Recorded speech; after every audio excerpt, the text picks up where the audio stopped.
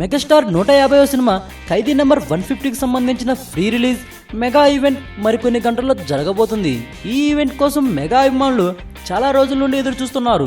చిరంజీవిని గ్రాండ్ గా వెల్కమ్ చేయడానికి మెగా హీరోలందరూ ఈవెంట్కి అటెండ్ అవుతున్నారు. కానీ పవన్ కళ్యాణ్ ఈ ఈవెంట్కి వస్తారో లేదో అన్న విషయం ఎవరికీ అంతుచిక్కడం లేదు. పవన్ కళ్యాణ్ ప్రస్తుతం కాటమరాయుడు తన పొలిటికల్ జీవితంతో చాలా బిజీగా ఉన్నాడు. అయితే పవన్ తన అన్న 150వ సినిమాకి సంబంధించి ఒక ట్వీట్ చేశాడు. అది చూసిన మెగా అభిమానులందరూ ఫుల్ ఖుషి అవుతున్నారు. ఈ ట్వీట్లో పవన్ ఖైదీ నెంబర్ 150లో నటించిన నటీనటులకు సాంకేతిక నిపుణులందరికీ తన మనస్పూర్వక అభినందనలు తెలిపారు.